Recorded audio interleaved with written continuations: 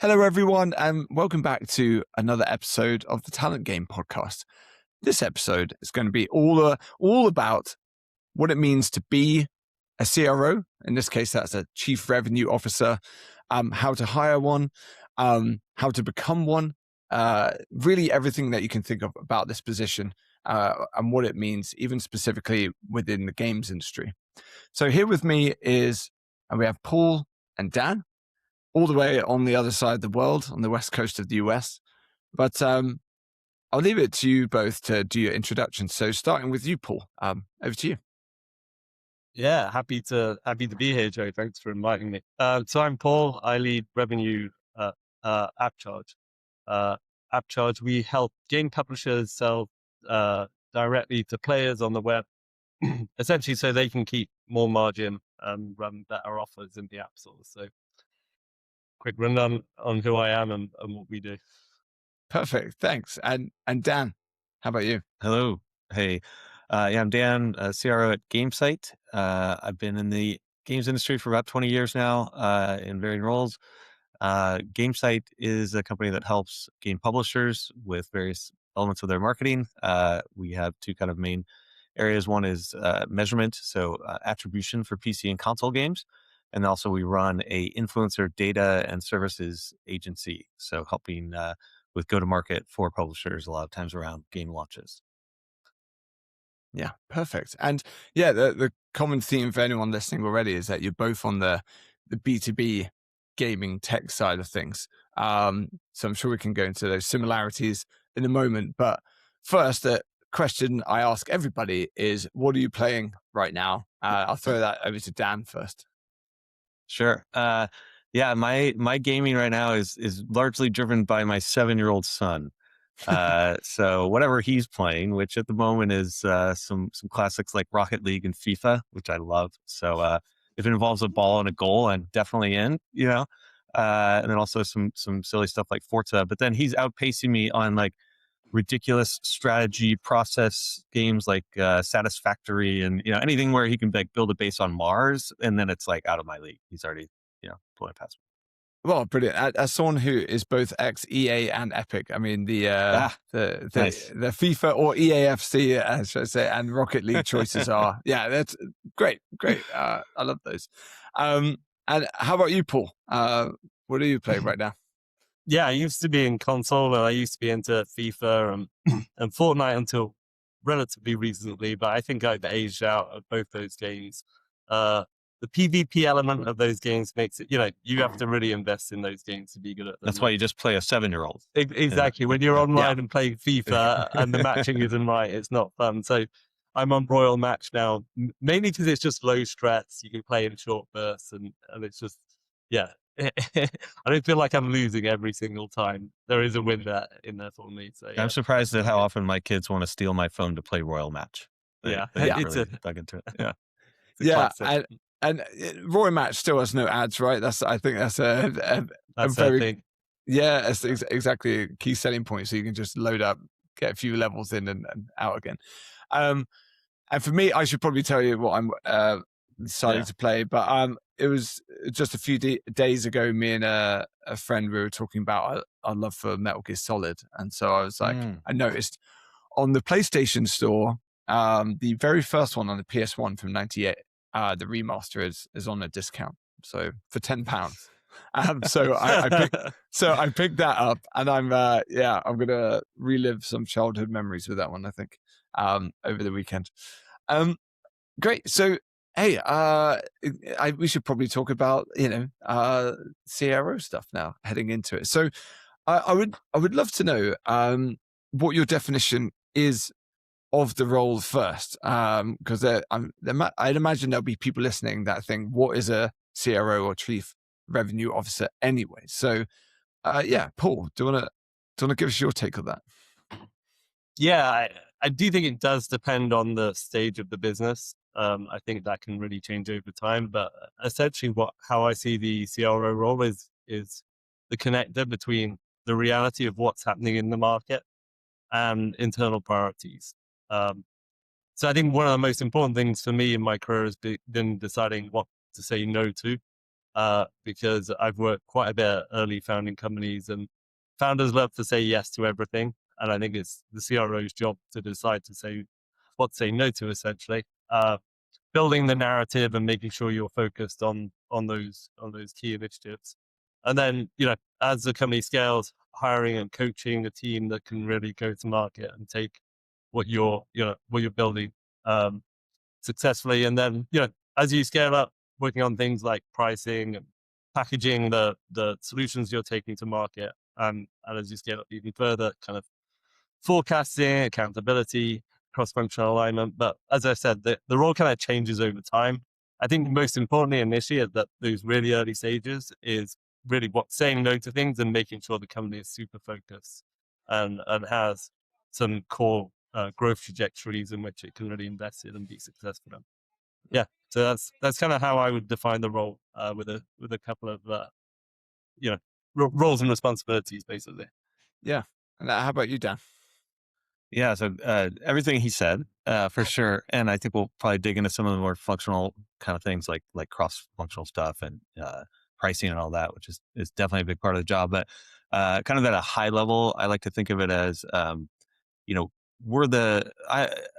get to run the team that is responsible for taking everything else that the company is doing and putting their sweat into, their deep thought, and we're the ones who deliver it to the world, right? We have to get it across the line from, inside the house to outside of it. And that's a huge responsibility to kind of realize the vision, realize the work, of everybody else in the company that's been thinking and working and coding, whatever it is, and making sure that it gets its, best shot at being adopted in the market. So that's kind of from a philosophical standpoint, I'd like to talk to the team about, feeling a bit of a responsibility and a privilege to be that team for our company. And so obviously there's a ton of things that go into that, but at a kind of, it's easy to look at the title and say, okay, it's revenue, right? It's literally in the title. And it is. And I think if you probably go back in time, I'm no historian on this, but I think a chief revenue officer was not like a title that was thrown around a lot in say the 80s or 90s, not like a traditional title like a CFO. But I think, companies have realized over time that, sales doesn't just happen, right? And it takes someone at the kind of leadership level, thinking strategically, being in the room with the CEO and everybody to make sure you're maximizing that opportunity to kind of realize the full potential of your product. So yeah, it's an important and fun job for sure. Yeah. Okay, great. And just continuing on with you then, Dan, like how did you get into the position of CRO? I'd love to know that journey through your career. Yeah, go ahead. Yeah, I mean, I think like a lot of people, I certainly didn't at 22 say, I'm going to be a CRO or lead a sales team or anything like that. I worked in some sort of kind of biz dev sales type roles in my early career. Even sitting in a room and cold calling companies, asking them if they're interested in, CRM solutions when I was 23 doing, outsourced inside sales. And that is a job in rejection that taught me a lot very quickly. But I went to business school, came out of that, landed at Microsoft and into a kind of biz dev and strategy role. And so, there's different paths to everything, right? Mine kind of came up through business development. So that job and some of my first startup jobs were really around partnerships and getting people to integrate software where not necessarily revenue was on the line, but, kind of complex deals and, deep partnerships and that kind of thing. So I kind of cut my teeth on those types of opportunities, which was really fun. And then also kind of worked into the sales side of things in different roles. And yeah, so I think, my kind of experience in deal making and fostering real partnerships over time, which is a kind of a more of a human thing, right? Really like working closely with people and working towards common goals was a big part of what brought me there. And then, kind of a natural just ability to work with teams and help people grow in their careers kind of got me that management leadership part of it. So yeah, for me, it kind of came from the business development partnership side versus say, I think a lot of people end up in more traditional sales roles. Like in a way, I've never been an account executive. So I guess I'm a bit rare maybe for someone who's running a team of account executives. Thanks. And how about you, Paul? And it's something similar or quite different? A little bit similar. I think Dan and I have actually worked at similar companies in the past, but I study mathematics at university, so I have kind of a data-driven mindset. Performance metrics, measurable outcomes is what's kind of driven me throughout my career. So I got into ad tech pretty early, 2002. And spent a bunch of time on the desktop advertising world. And really what got me excited was building marketplaces, connecting buyers and sellers. It was very messy at that time. There wasn't a lot of automation.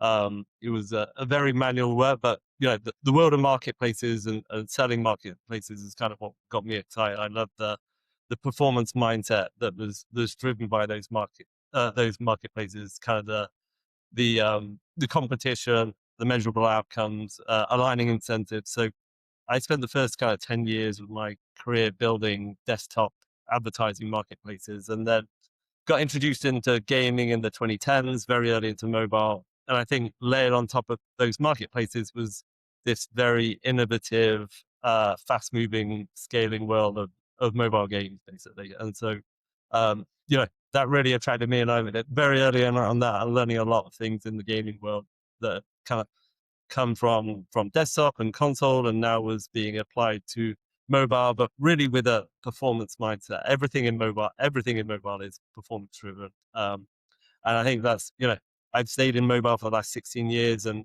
kind of ascended in sales, BD roles during those times because of building those marketplaces with performance mindset in a market that is just so fast moving and innovative. So yeah, I've considered leaving kind of the gaming space for on and off, but there's never another space that looks as attractive in terms of how quickly it moves, how it innovates.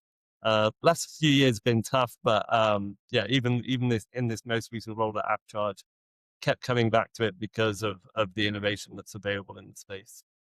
Yeah, it's funny. I've had that thought at times, like, oh, maybe I should explore other industries, and have taken a minute or two to do that at times. And anyone at my company would tell you I'm probably the worst gamer at the company. I like gaming. Gaming is not my passion from a consumer like it is a lot of people in the industry. And so I'm not like completely married to the industry from a interest perspective, but boy, am I married to it from a professional perspective. It is such a fun industry, not just because the topic is fun, but the people are passionate. There's a lot of energy and momentum, and it's always growing, which means there's always opportunities. There's always cool new jobs. There's always new tech. It's always just forward moving. And so when I look back at industries I've worked at in the past, or friends in other spaces, or people who've left games and come back, they're like, oh no, stay here. This is way more fun. Yeah. It's a great spot. I mean, I'm with you. The games industry is the best. So yeah, we all might be a little bit biased, but but yeah, definitely. Lucky and biased. Yeah. Thanks for that overview, Paul. Just gonna say, so the common thing with you and Dan right now, it seems like you'd both come up through business development. I know, Paul, you're saying like touch on account management as well, but ultimately like sales and business development seems to be a really big chunk of your earlier careers. And also you're both in the world of B2B tech at the moment.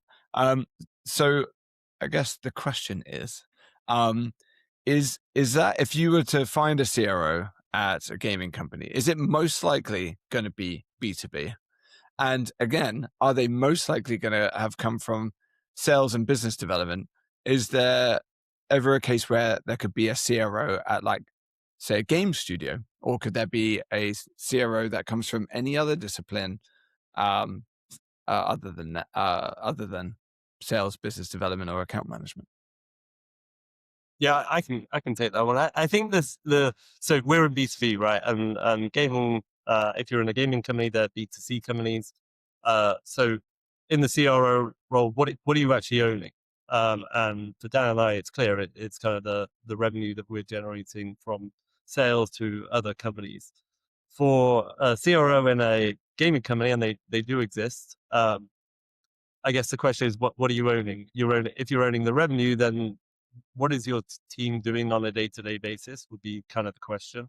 Mine and Dan's team goes out and sells to other game developers to help them be successful. If you're in a gaming company, the CRO can be in charge of kind of monetization and optimizing revenue from the players that they already have in the game, so they can own things like lifecycle management, CRM, things like that. They can own the ads team as well. That could be another piece. But then there is another function, the CMO function as well. It's kind of the growth lever for the business in terms of acquiring new users. So definitely there are CROs in gaming companies, but that role is often called something else, I would say. It's not normally a CRO role, I would say. Even bigger companies have chief business officers, and they'll see an even broader scope of responsibility outside kind of just the monetization and the ads. And then just to address your question around what that person's profile and how they grow in that role, I would actually say it's less common that they come from maybe a sales background or a BD background like Dan and I. I think more realistically, if you want to grow in as kind of a business owner of revenue within a gaming company, you've probably built games in the past. Or I've seen some with data science, analytics backgrounds, because a lot of the work is about optimizing what you've kind of already got as a gaming company. So optimizing your player life cycle, than it is working with other gaming companies and working kind of in a B2B fashion. So yeah, that's how I would answer your question, Dan. I don't know whether you have any thoughts. I think you covered it well. Well then, Dan, I'll throw it to you that so Paul was just saying about almost hinting at the timing. Almost say there's a timing to bring a CRO in that you've got to, Paul, you were just saying that you are perfecting and optimizing what is already there. So there has to be something there already, right? So, so is there sort of a perfect stage in which companies would typically start to bring in a CRO? If so, what stage is that? And how do you think the role changes then from small, medium to large companies? Yeah, great question. So just for background, my experience, I've done, I think this is now the fourth company I've worked at where I've joined the company in that 25, 30 people range, where kind of got a product, we know what we're doing. Now it's time to like really go and scale it. And then I've done one super early stage startup where I joined as I joined the co-founders after they had started the company as the first person to come in. And so what I've seen, my experience has been that like there isn't typically a CRO in that super early stage. The CEO is often the CRO because no one's going to sell the company better than them at that point, and you're looking for those first early stage partnerships. Like the last company I was with, a company called Loot Cakes, our CEO's the first amazing thing he did from a kind of business development perspective was get a deal done with Scopely that really set us up to get the company moving, and that opened up lots of other opportunities. And then I came in as essentially the CRO and a bunch of other things because you're wearing so many hats in an early stage startup, but I didn't have that title. So I think then once you get to the point where you have a product, especially if you've taken venture money and you've maybe got some runway, and so like top line revenue and profitability isn't the most important thing in the company at that early stage. It's developing the right product and figuring out what you're doing and if it's going to work, how to price it and all that kind of stuff.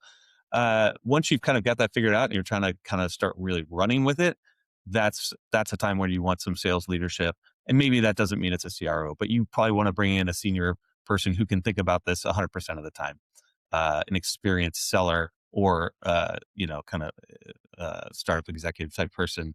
I think for an early stage company, hiring like a junior salesperson, isn't going to get you those kind of like the partnerships that are going to leap the company forward, right?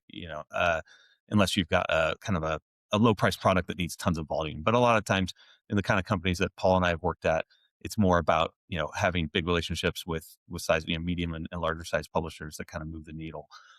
So yeah, there's no perfect time for it, but I think once you get to the point where you need to accelerate revenue in a meaningful way, especially if you have taken money and then you're looking to raise another round, it's like try to go into Series A or something like that. Whether you call it a CRO or not, someone who is focused, their job is not, like a CEO can only spend maybe a third of its time on thinking about sales or whatever. So at some point you need that person thinking 100% about it. Yeah, brilliant. Paul, anything additional to add there at all? Yeah, I think often depends on who the founders are. Because if you have a founder who can actually talk to people, then they are often the chief salesperson for the first, for that initial phase until you kind of reach product market fit. I would say there are definitely technical founders who can't even really speak to people. And there may be the case that they want to hire someone to help them, take that initial idea to market, even before product market fit, because they can't even have the conversations that they can't tell the story they need to tell to a potential customer to actually get buy-in from there. So, but yeah, I generally agree with Dan. Once you've kind of achieved product market fit and you're ready to start scaling, that's when you should really consider a CRO, because those founder-led sales are great and they have to be the heart of the business, but they don't allow you to scale. That's one tentpole client, but to be a real business, you need a diversified client base, diversified revenue, and you need a team that allows you to do that. And that's really what a CRO allows you to do. So yeah, agree with Dan, but I do think it is dependent on who the founders are as well. I would say at Appcharge, our founders are still our chief salesperson. So for where we are in our journey, a lot of my role is supporting them and just making sure that they, they're in the right places, in the right rooms, and building the plane as we're flying is essentially what I'm doing. So there, so although I'm CRO, our CEO is our best salesperson, which is great for us. As long as they can stay attached and we are still scaling, that's a nice place to be in. But it's unrealistic for the CEO to be the chief salesperson forever. Yeah. I'm also lucky in that our company is led by a guy, Adam Lieb, who is a terrific salesperson, and I often call him our CEO AE, our chief account executive, essentially. Yeah, love that. But like, have either of you, and if you've not had experience, like being a CRO at a even larger company, like you've both given some examples there of like startup, small, medium size, and how that role evolves. I guess the final piece would be, when you're a larger company, let's say 500 plus or even 1,000 plus, like how does that role evolves then? Like what gets left behind and what new skills need to be developed? Yeah, I think, I don't have personal experience with that. I've mostly worked in companies in this kind of like, 30 to 100 person range. But having talked to other people who are in those situations, my understanding is, and I could see how it easily becomes this, is you're dealing, at a 500 person company as a CRO, you're dealing less with like personal one-on-ones with your sales people, and getting involved in the nitty-gritty of deals. And you're much more thinking about, how do I run an army, right? What are the logistics? How do I make sure we're flanking over here? Because you're going to have a large sales team that's, going to have people you barely met them before, kind of thing. And so it becomes very like RevOps focused, process driven, and tools oriented, right? Now, interestingly, in our space, there is, especially now that I've moved back into the PC console world, games is a little bit weird in that we kind of have a finite number of publishers that spend a relatively sizable amount of money on things like marketing or whatnot, right? So there's not a lot of these companies that have like huge B2B games tech type or ad tech companies that have like armies of salespeople and just like, like just machines. Whereas if you go, like, say, for instance, my brother is the CEO of a company that makes legal software. Their TAM is infinite. Any company with a lawyer they could sell to. That is the whole world, right? So they can scale in this kind of very process-driven, RevOps-driven formulaic almost way of doing business. And that is that is a skill that maybe one day I'd like to explore, but I've never done that. And it's intimidating in some ways. In other ways, it's kind of exciting and interesting. The thing I think I wouldn't like about it as much as like one of my favorite parts of this job at this scale is I get to be involved in a lot of the big deals and drive some of them and even do some, player coach, in a way. And I get to know my team really well. And I know their idiosyncrasies and where I need to step in and help or where I can let someone just run. So I think you move away from that and you turn into, the driver of a large airplane. Yeah. Nice. A legionnaire. Yeah. Almost. Yeah, Paul, anything to add on that? It's like, I guess, larger company CRO experience. Yeah, I haven't been a CRO. I was a VP at Unity pre-IPO, overseeing part of the ads team, reporting to the CEO at that time of Unity. So yeah, I mean, it's exactly as Dan said. It's about building and scaling a team to execute across regions, and really, it really is just building that machine that can repeatedly win and expand business. Where that opportunity lies. So again, yeah, bringing RevOps, getting good at forecasting, optimizing any pricing that needs to be optimized. But yeah, it really is taking that initial success that you had at maybe a series A and B and turning it into a machine where it just becomes highly predictable. And as Dan said, then there is no individual heroics. You're not working on any single person. There's no risk if, hey, this person leaves the business, everything's going to fall apart. You need to build a machine where you're de-risked across regions, across people, across products. That's really the role from there. So that's really what you're spending your time doing. So yeah, whereas now I spend a lot of time with kind of the AEs. At that point, I would only really ever interact with my leads. That tends to be how you change your focus as you scale up, because the individual cases are far more de-risk than they are in earlier stage businesses. Okay, yeah, that makes a lot of sense. I was intrigued, Paul. Like, I think there's going to be a lot of people listening to this episode that are either founders running startups, or there also will be talent folks, recruiters, HR, etc. All of which would be interested in knowing how to hire a CRO and what to look for. So I'm not going to ask you to like the full process of how that happens, but in your mind, if someone was to hire a CRO, what do you think are some of the key things to look out for? Let's say green flags and also red flags in your experience. So yeah, I'll throw it to you, Paul, for a first answer on that. Yeah, I think primarily you want someone ideally you want someone who's done this before. So someone who's actually built that machine and has been through that process. That's ideally what you want. Especially, as we were talking about, if you're a founder who maybe you're a first time founder and can't give the direction or the mentorship that a CRO needs. I mean, you can get that externally, but ideally they've done it before and they know what to do and they've not just been, say, a salesperson and now they're kind of promoted. So ideally I'd say, look, the CRO is someone who's been through this before and you hire someone who's built some of that muscle. Going back to a point I raised earlier, one of the key things for me as a CRO coming into a company is what as I said, can they say no? Can this person say no? Can they say no to you as a founder? Can they say no to their team?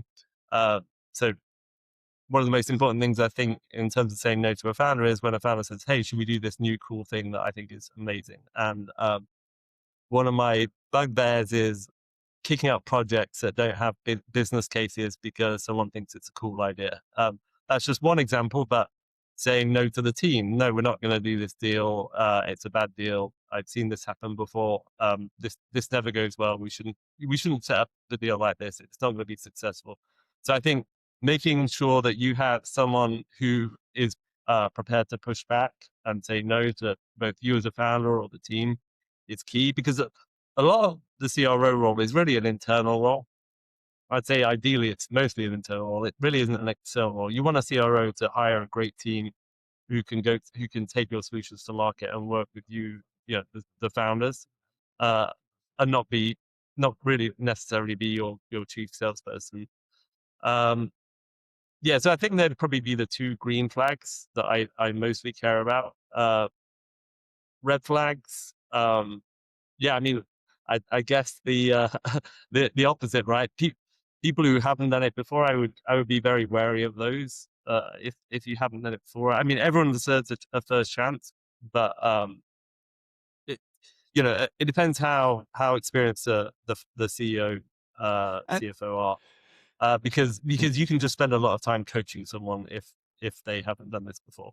Just to jump in there, and when you say done this before, could they without having the actual job title of CRO, they could have had a variety of other job titles, but ultimately when you say done this, you mean built that team, built that like revenue generating machine within a company. Yeah, exactly. Okay. Yeah, I mean, it could have been VP revenue, might be another title that they've had before. It might not be CRO, but been through the process of either pre or post product market fit, started building the engine that actually scales the business. So ideally you work with someone who's been through that process before, and it's not their first time, because it's likely a lot of things during that process will be new to them.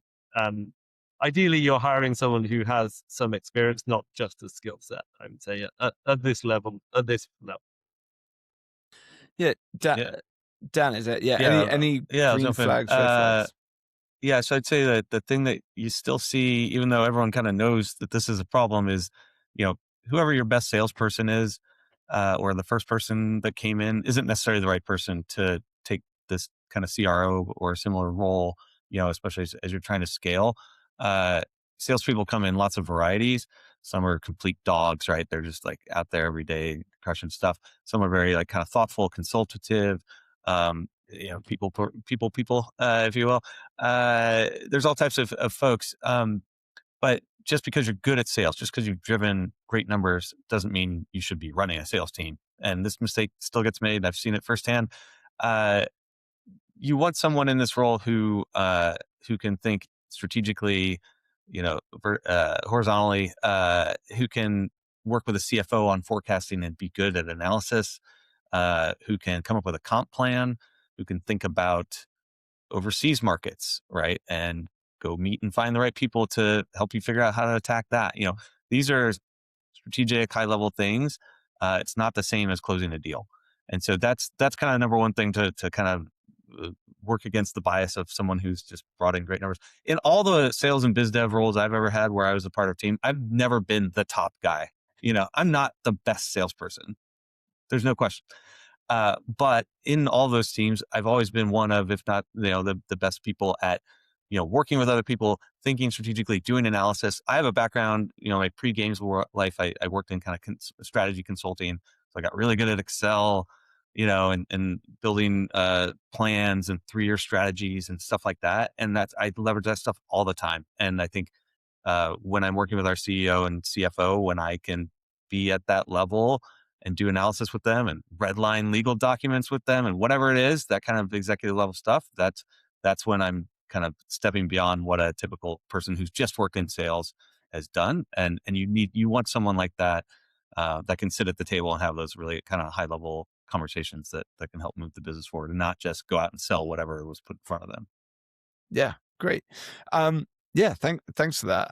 It's plenty of color in those conversations. I was just thinking though that you both have been in the games industry for a while. But is there an argument to say that if you've been a CRO in B2B tech, then you can build that revenue machine in any B2B SaaS company? Is that a fair argument, or is actually you having an entrenched understanding of the games industry in this sense?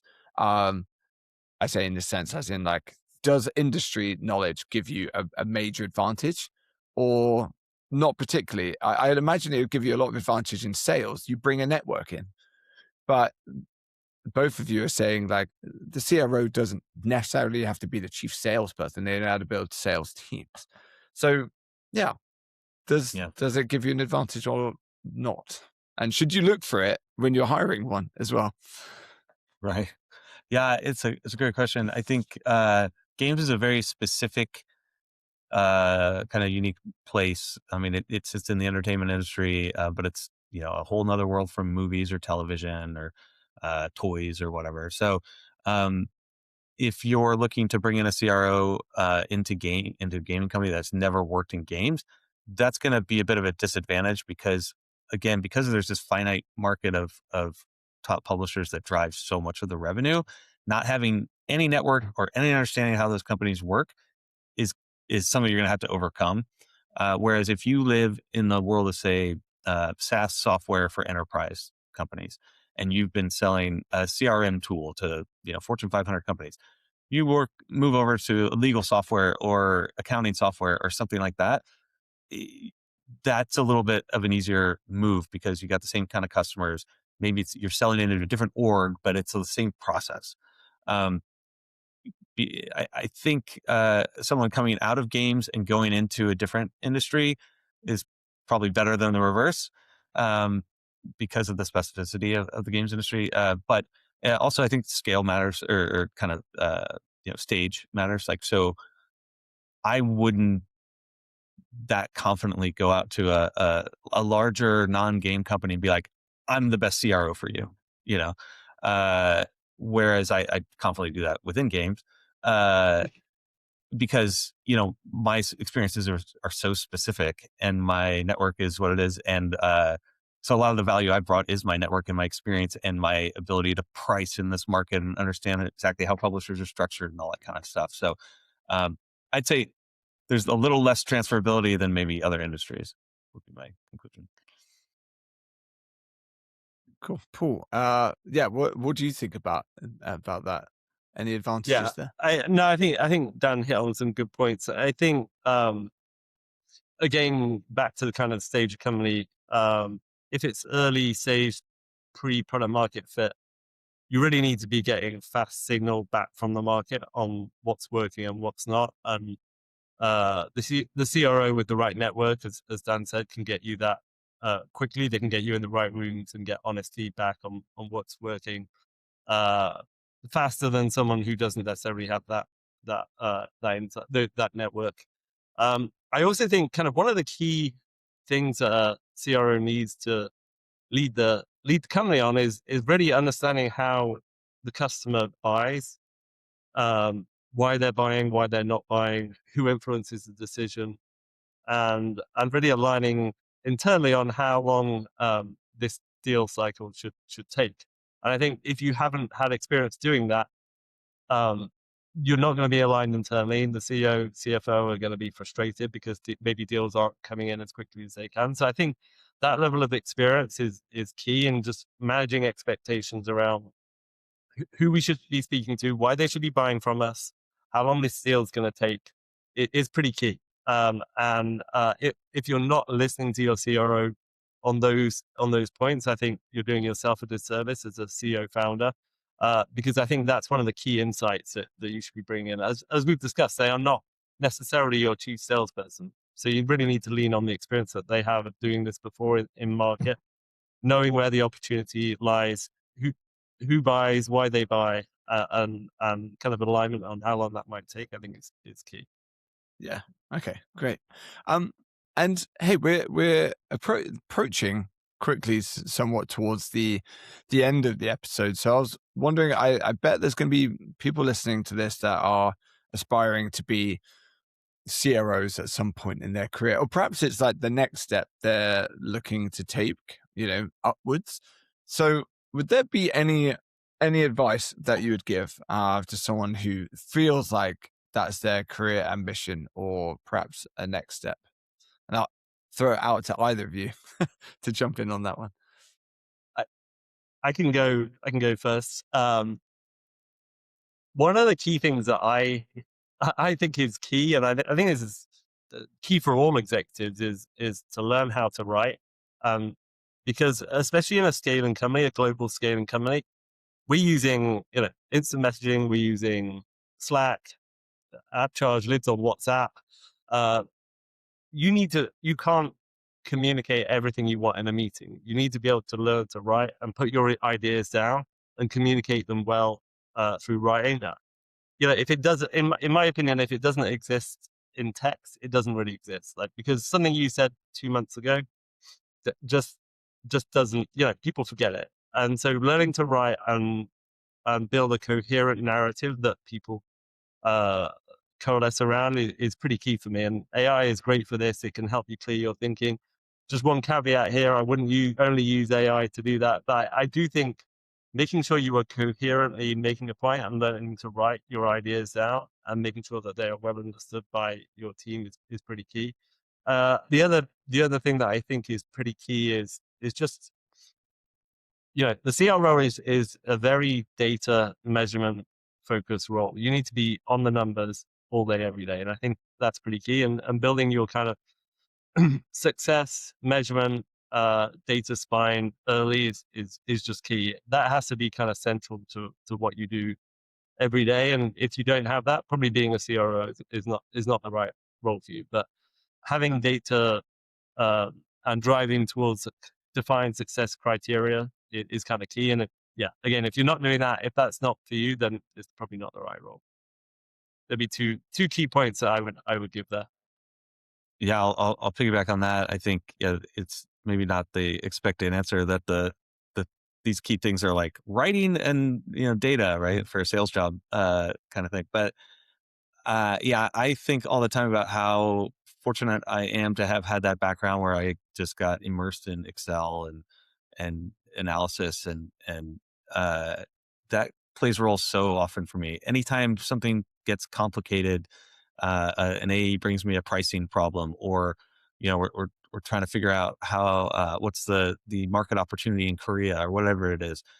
My ability to dive into the numbers and move them around and think hard and write some formulas and that kind of thing, it really matters because if you want the hard answers to the hard questions, you need to be able to think pretty hard about them. So I would advise anyone who's kind of spent especially their time in sales to spend time crunching numbers and not just reading dashboards, but putting things in Excel and playing around with them or Google Sheets or whatever, and get comfortable with analysis. That stuff is always going to be important for this kind of role. The other thing I would think on the more the softer skill side is like making sure you're listening, and I think for me, kind of my soft skills superpower has been empathy and collaboration, right? So, or it has allowed me to be a good collaborative partner, because once you get into this kind of CRO level, working with the other teams around the org is really important, right? Like if you're part of a leadership team and you're not getting along with, and you're not building and collaborating well with the other teams, then you're going to have a really conflictual, like difficult time in the company, because there's always going to be some conflict or whatever between teams, but you've got to be the one managing that and making sure it's productive, pushing back where you need to also. And so it's really, there's a people skills element to it that's not just oh, sell, hit the number, whatever. No, it's about like collaboration and listening, and that's true when you're working with your team, but it's also true as a lateral thing. That one of the things I can never stand coming up in my life has been kind of sales leaders and managers who are kind of do the thing where they're just like staring at the number, being like, hit this number, guys. We're not, how do we hit this number before the month ends or whatever it is. Right. And I've just always found that to be super counterproductive. I'm way more interested in spending time with my team and my partners around the company, listening and learning and doing and enacting strategies, and knowing that if we execute on those things well, those numbers will fall into place, right? Staring at a number and yelling at it and telling people to go jump higher, it doesn't really get you anywhere long term. We use a kind of a motto at Gamesight, think in years, which is really applicable in lots of places, but particularly for me, it means a lot, because it means I don't have to sit there and yell at the guys about this quarter's numbers. I'm trying to figure out, how do we make sure we're amazing 2 years from now, and that this relationship we're working on is bearing fruit a year from now, not this quarter. So anyway, so two wildly different things here. Get good at data, but also, hone your empathy skills so that you can work well with other teams and think long term. Brilliant. I love that. And also when you were saying hit that number, flashbacks to the boiler room recruitment agencies where I started my my career, trying to just constantly be the top of the billing, I'm sure. the billing leaderboards. Yeah. Good times. Hey, Dan and Paul, thank you so much. I have a last question that I ask everybody that comes on the Talent Game podcast. Considering that I love talking about talent related topics, and that is, what is your favorite interview question? Especially as you've talked a lot today about building revenue generating teams quite a lot. So naturally, I'd imagine you've both done your fair share of interviewing and hiring. So yeah, do you have a favorite interview question you can share? Sure, yep. I'll go ahead. So I wish I could remember who gave me this one. I'd like to credit them with it. Not mine, not my idea, but I do love this one, which is at the end of an interview, I will ask someone, hey, look, no one's perfect, right? If I'm gonna probably go talk to people who know you, we're gonna back channel references. You're gonna send me references. When I ask them, hey, Johnny, no one's a 10 out of 10 on everything, right? What's one spot where Johnny's not a 10, and maybe how can I help him get closer to that number, even if it's never going to be a natural strength for that person, right? What's the chink in the armor? And it's interesting because it's just another way of saying, like, what are your strengths and weaknesses? But it's just different enough that it gets people kind of disarmed a little bit, and you get some really interesting answers. Some of them are hand wavy, stuff, but other times someone will say something that disqualifies them from the job. Other times you will get kind of that more human side of someone where they're opening up a little bit, and they'll tell you, like if you asked me that question, I would tell you, I hate doing math in front of people. I will never go to a whiteboard and I'm not great in a room with tons of people staring at me saying, go figure this thing out real quick and come up with your best idea. I'm like, I want time. I need time to do analysis, and then I'll come and present it to you. I'll be very confident. Right. But whatever it is, whatever your chink is, it gives people a chance to potentially disqualify themselves, which is useful, but also B, like, you learn, like, okay, this is an area where I could help them, or I could be aware when they come in that this is going to be a thing, and it could be something big or something small.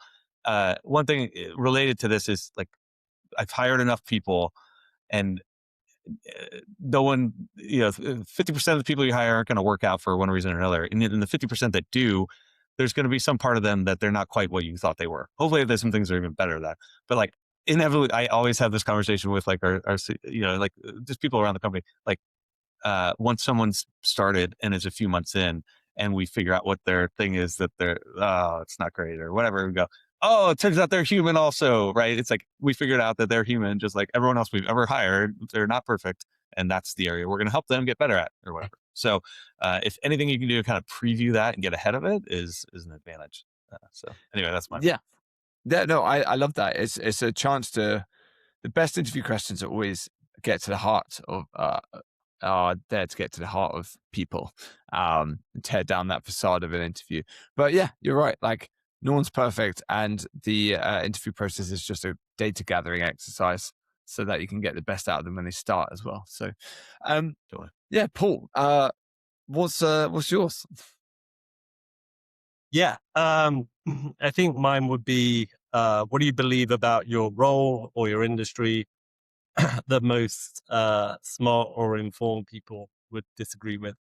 A couple of reasons why I think it's, as you build a team, I think it's really, so we talked about kind of cross-functional collaboration. I think that's important, but I really want to have respectful contrarians in my org.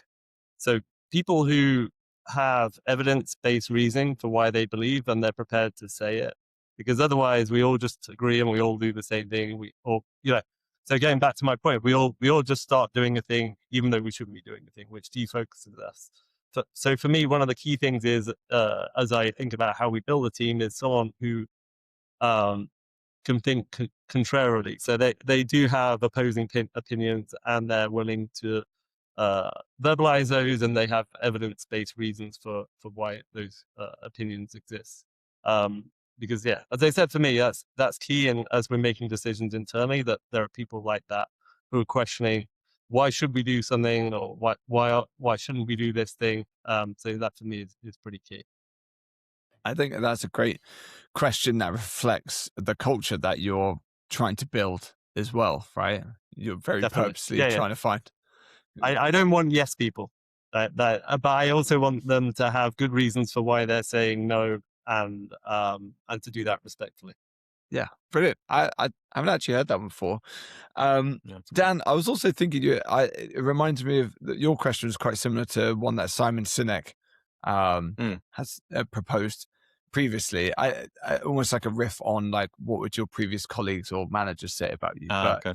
either way, I like both those questions, because I think if you were asked one as a candidate, you suddenly stop and pause and actually have to think, and all of those pre-scripted answers that you have in your brain have to leave and go out the window for a second, so you can actually. It's always the question that gets the longest pause before it's answered. I think as we talked about, also the nice thing about the games industry is, although it's a huge industry, it's also small. And so you can ask them that question, and it's also highly likely, as Dan said, that you can back channel to someone to actually get the real answer as well. So, and in our industry, the interviewees they kind of know that as well. So that really does force them to be honest in that answer, because they probably know that you know someone that has worked with them previously, and so it forces incredibly honesty. rare that I was saying, it's incredibly rare that I hire someone that I'm not connected to in some way, that I can't find someone I know or someone I work with who knows someone who worked with them, that pressure is real. Going back to our point about the industry advantage as well, like, considering the games industry is twice the size of music and film combined, we were talking about Pocket Gamer in London before we hit record, and like whenever I go there, I just have to kind of like walk around the event space, and I will bump into multiple people that I know.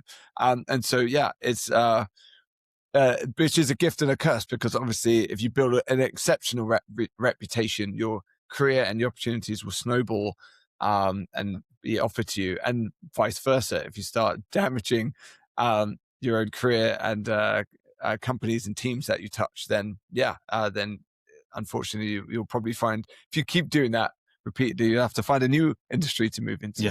So it can definitely use it to your advantage, which is fantastic. But hey, we have hit time. So thank you so much, Dan and Paul. I feel like anyone listening to this will have a really solid idea of what is a CRO, how to become one, how to hire one. So yeah, I really appreciate you taking the time to give your insight. So thanks so much. Yeah, it was fun. Thank you, Joe. Thanks, Joe. Thanks for having us. Thanks. See you soon. Bye-bye.